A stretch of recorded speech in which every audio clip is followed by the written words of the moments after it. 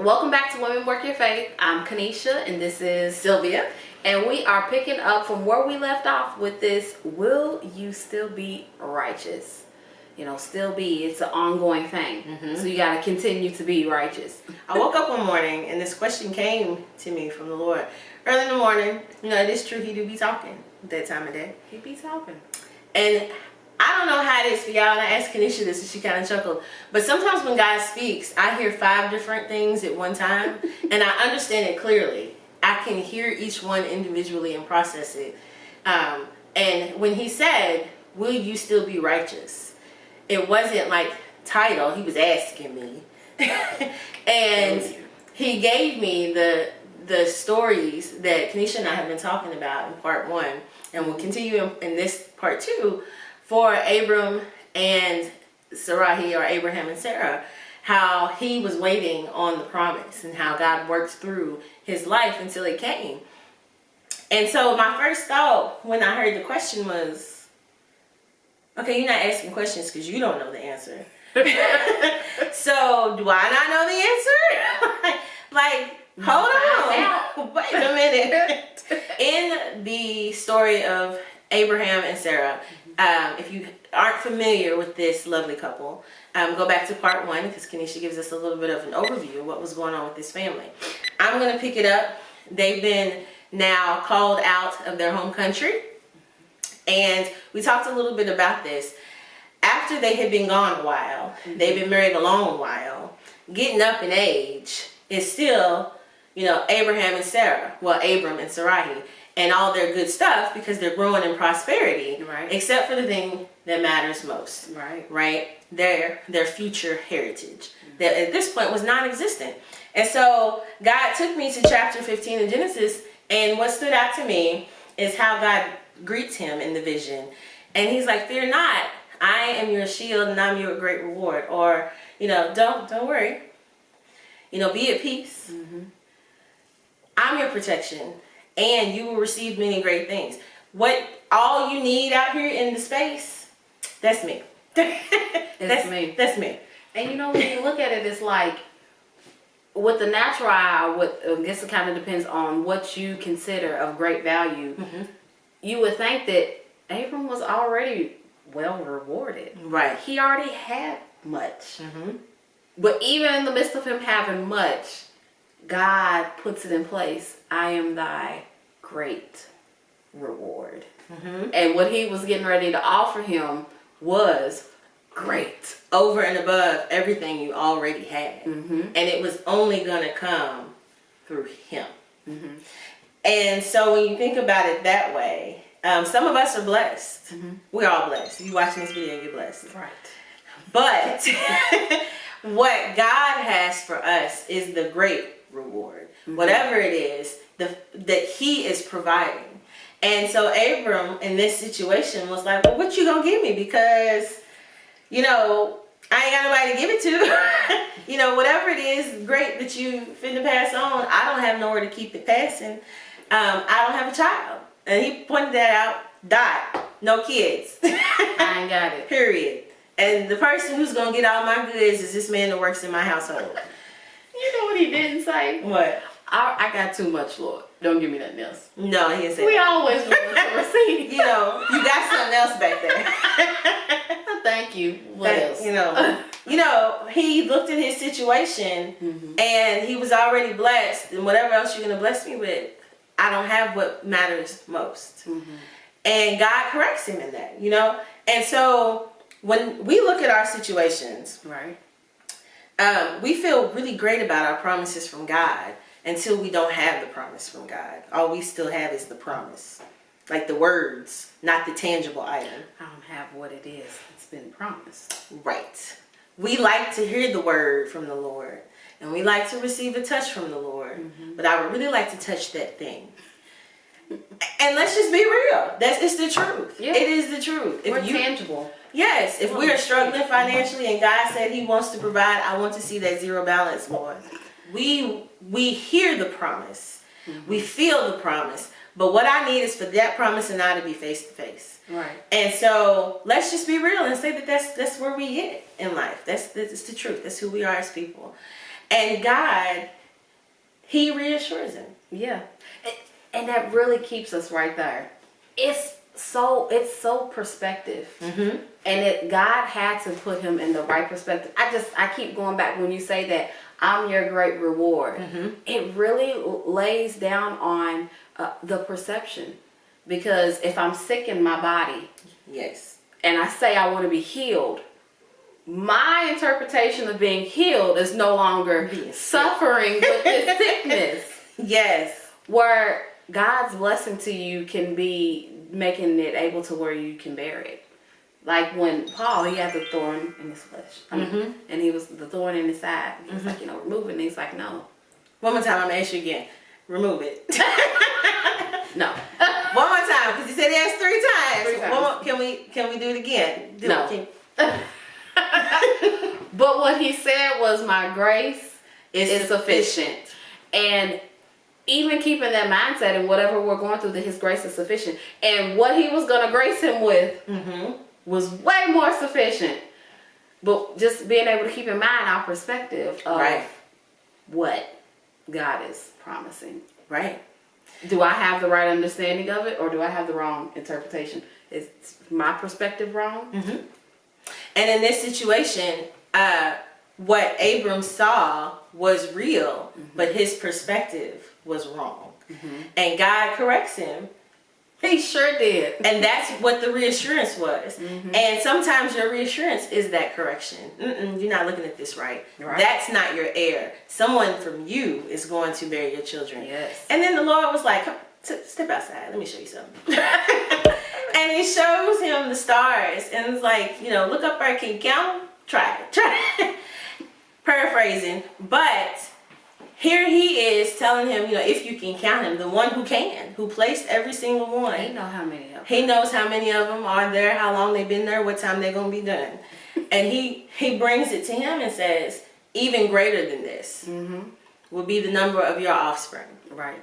And so, and again, he knew the count. So here you are in this situation. And when Abram believes it, God counts it to him as righteousness. And we talked about this in the first video about that righteousness, what that was, and how big of a deal it was. Because his promise at this point in his life, and his wife's life, it was far-fetched. The promise began with him leaving and obtaining this promised land and having these offspring. And the offspring part was challenging at that age, if not impossible. And so the promise was far-fetched. And to believe something that was not capable of happening was going to happen was a big deal. Absolutely. And so I thought about the things that God had promised me. And the further you get from that promise discussion, the original promise discussion, the more far-fetched it feels, those things that have been promised. Right. And the question is, can it be counted to you as righteous? Do you believe God? Not do you, well, I really wish this would happen. Or it'd be nice if this happened. Right. I'll take it if you do it.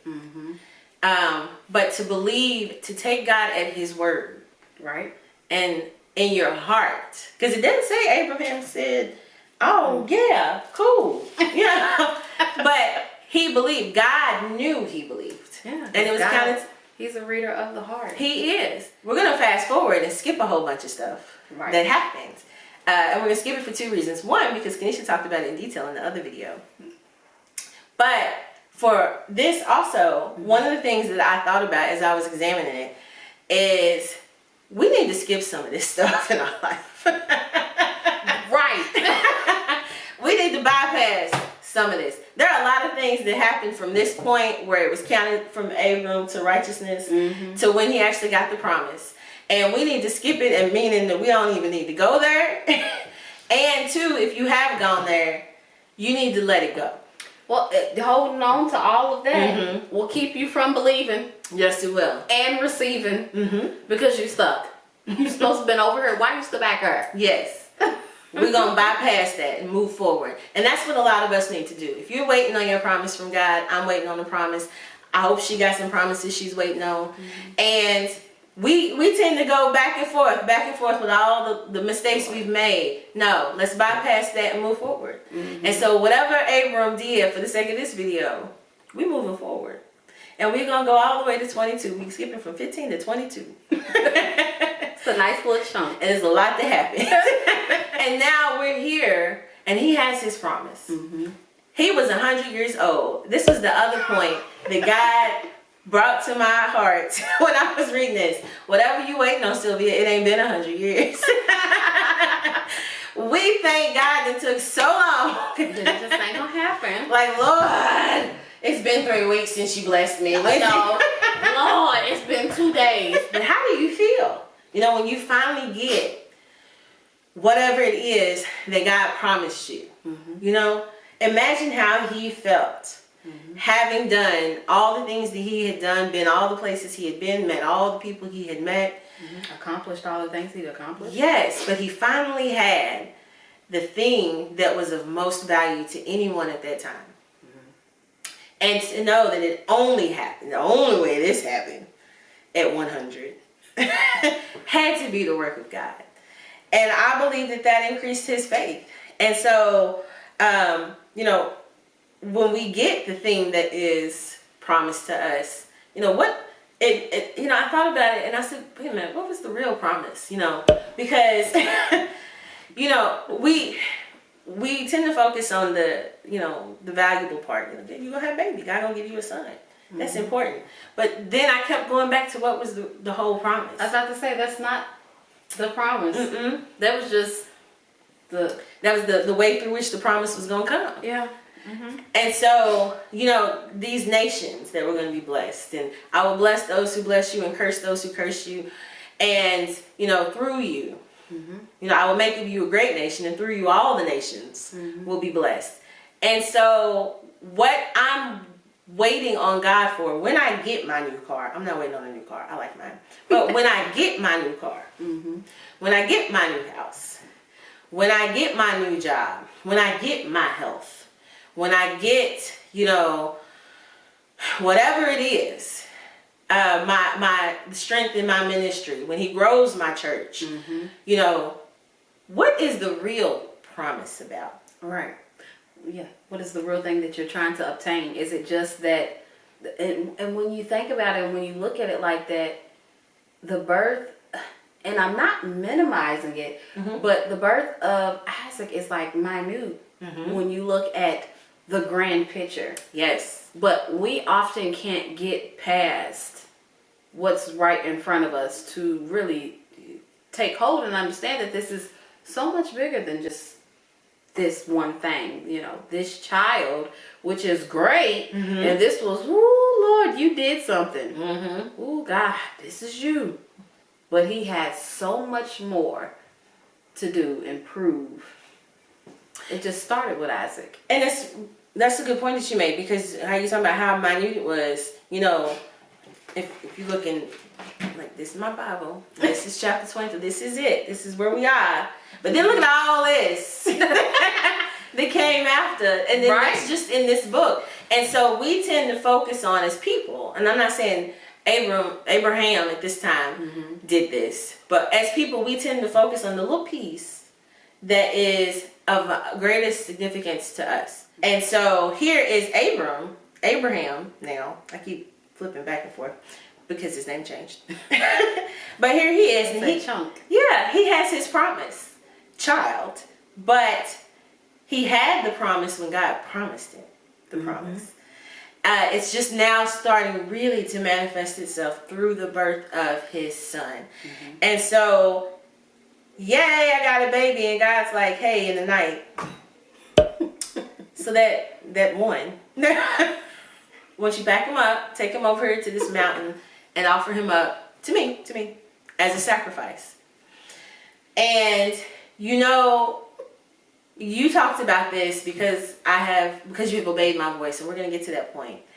As I was thinking about these instructions, and when you read on, you realize, yeah, he obeyed. He packed him up, he took him to the mountain, and he offered him as a sacrifice. Now, he didn't have to sacrifice him. No. But he did what God told him to do. He did sacrifice him. This goes back to perception. Oh yeah, He did sacrifice him. that's true. He went. The sacrifice was not the total Thing slaying of him. but the sacrifice was the offering. Yes, that's true. So the other part that God, challenged me on, when he went up the mountain, he offered up his son, God provided the ram, and they sacrificed the ram to God.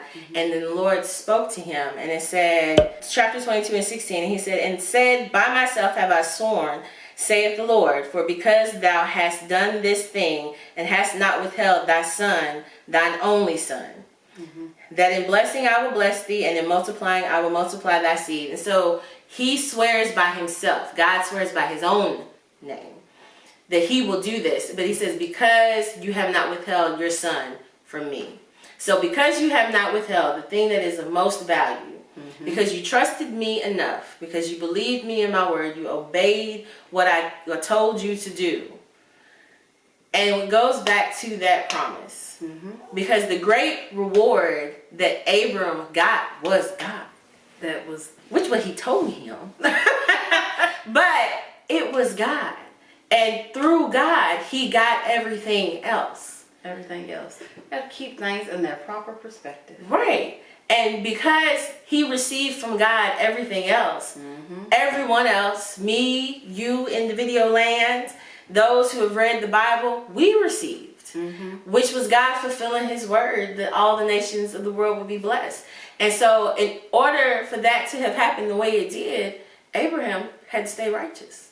Had to stay righteous. He had to get righteous, and then he had to stay righteous. And so, talking about it like it's this, stagnant place on the map, he went through a lot of things. But when you get what God has promised you, you have to do what God intends for you to do with it. And God does not intend for you to withhold your blessing, least of all from him. Absolutely. Or put the blessing above him. Right.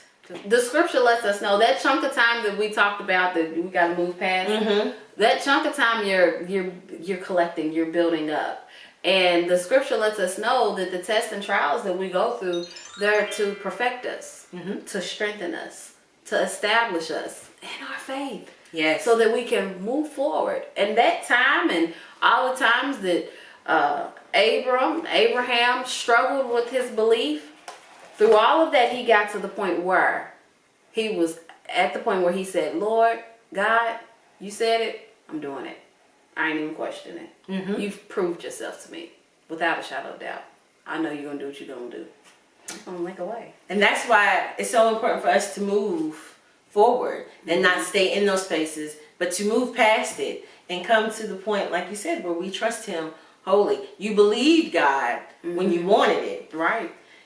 Believe God to preserve it. Believe God to protect it. Believe God to use it as he sees fit for the building of his kingdom. Right. Believe God to build you up. Believe God to establish you in it. Because once you get what you promised, you have not arrived. No. You've got some more growing and going on to perfection to do. And so the challenge and the question that he asked me, will you still be righteous, was for me to examine myself. Because apparently I need to believe in more and grow more, to trust God with it more, to honor God with it more, to offer it up to God wholly. And so, I can't be the only one. No, you're not. So, the last question I have in here for myself is, what are you going to do with your promise? And the answer, as I was studying this, is that I'm going to do whatever God tells me to do. Because that demonstrates my faith and my trust. Yes. And that is how you stay righteous.